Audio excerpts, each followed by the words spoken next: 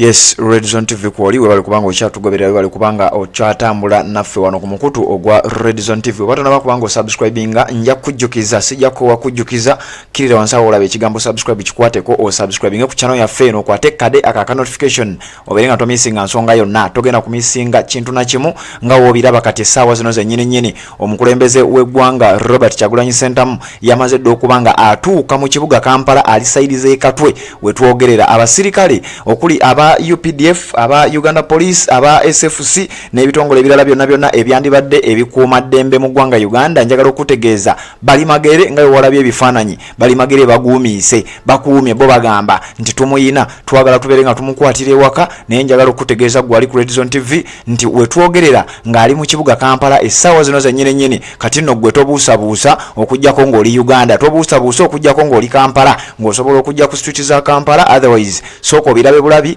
obirabire ku Red Zone TV oba omukutu omulala gwonna soko obinoonyereze naye nga wetwogerera Robert Kyagulanyi Ssentamu ali mu kibuga Kampala soko subscribinge njagala nkuwe full video njagala ate nkulage ekiri mu kibuga Kampala essaawa zino zennyini ayongedde okubanga abakowoola yonna gye muli muveeyo ebintu bino byabadde bya ddala si byakusaaga si byakuzannya Robert Kyagulanyi Ssentamu omukulembeze w'eggwanga omulonde nkugambye wetwogerera ali mu kibuga Kampala yamaze dde okubanga ayingirawo kati mwobwedde abagamba nti ffe twagala y'abakulembera wuno amaze okubanga atoloka ku poliisi amaze okubanga atoloka ku basajja ab'ebyokwerinda n'ayingira ekibuga Kampala kambikuwe ate tubeere nga tweyongerayo Red Zone TV kwoli bwe batona bakubanga subscribinga kikole nze mbere nga ate nkutwala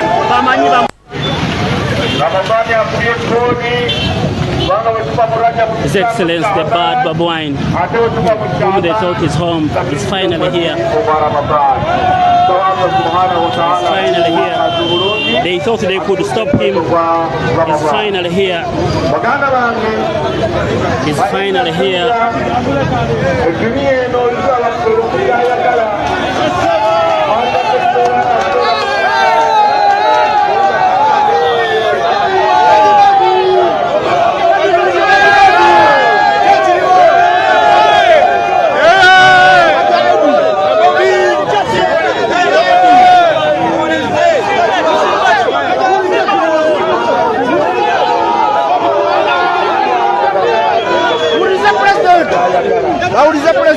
The president is live here in Katwe.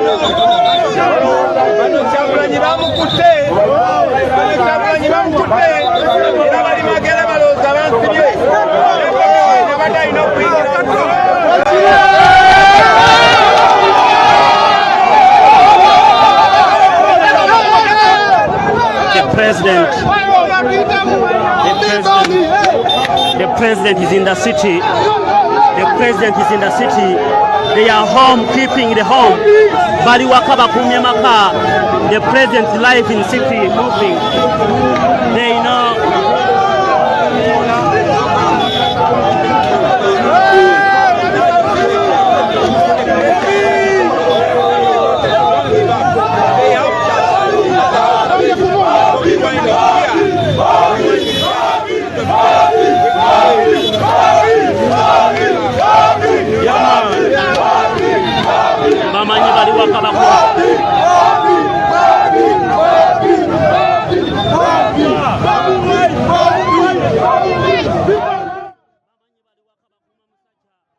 Yes, embeera bwetyo weyimiridde mu kibuga Kampala n'ebibuga ebirala byonna nakugambye ebintu bino olunaku lwajjo yabadde ntandikwa waliwo abatandise obita puto obubi waliwo abatandise okutambuza information etali ntuufu Robert Kyagulanyi Ssentamu omukulembeze w'eggwanga omulonde wetwogerera ng'ali mu kibuga Kampala saidi ze Katwe wasimbulidde ate ebifo ebirala byonna agenda kubanga abituukamu njagala mbe nga nkuwa amawulire bw'oba olina wojja amawulire njagala obeere ng'osigala ku Red Zone TV n'emikutu emirala gyonna egimanyiddwa nti bulijjo gikuwa amawulire agenkyukakyuka so togoberera buli mukutu togoberera buli kimu olw'okuba oyagala okumanya ebigenda mu maaso mu Kampala bw'oba toli Kampala soko kakkane bw'oba toli Uganda soko kakkane nja kukusaba obeere ng'ogoberera emikutu egiri official emikutu egimanyiddwa nti gino wakiri jikuwa amawulire agensasage amawulire aga National Unity Platform agakwata ku mukulembeze w'eggwanga Robert Kyagulanyi Ssentamu kubanga kati saazi no wetwogerera tewali walala wogenda kubanga obijja okujjako ku mikutu gino. Robert Kyagulanyi Ssentamu wetwogerera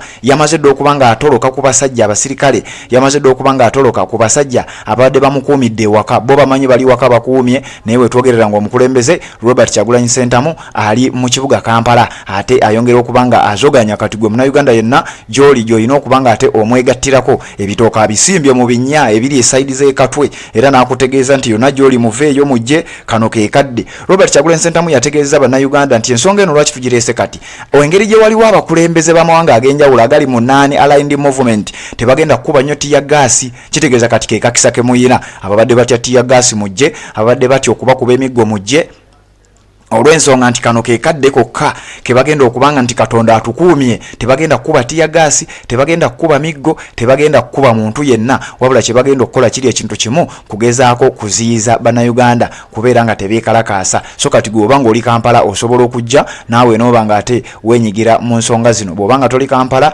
nja kusaba busabi goberera emikutu gyaffe gino egimanyiddwa okuba nti gikuwa amawulire obeere ng'ogatambulirako nga wetwogerera essaawa zino zennyini. Robert Kyagulanyi Ssentamu yamaze dde okubanga ayingira mu kibuga Kampala ali saidi z'ekatwe nga wenkugambye, ate ayongera okubanga atuukiriza ekyo kyennyini kye yasabye bannayuganda, era ayogedde n'ebigambo eby'enjawulo n'abategeeza nti bannange mujje twegatte wamu tukole omulimu guno tugusobola. Mwalabye Dr. Kano Kizza Besigye naye yavuddeyo. Robert Kyagulanyi Ssentamu abasajja ne bamwanguyira, naye nga wetwogerera ngeri gyali kibanda yamaze dde okubanga ate abatolokako, era nga wetwogerera ali Kampala mu kibuga wakati. Kati gwe obanga tonnaba kubanga ogamanya, bw'oba tonnaba kubanga ogafuna, toli mu kibuga, toli mu Uganda, njagala okkakkane ate ensonga zino zigenda kuba zikutuukako bulungi nnyo. Robert Kyagulanyi Ssentamu nkugambye ali mu kibuga wakati, ali mu kubanga atuukiriza ekyo kyennyini kye yasabye bannayuganda. Kati njagala abantu bano wammanga. Gwabadde agamba nti Bobi Wine sookayo, njagala naawe ojje omwegatteko.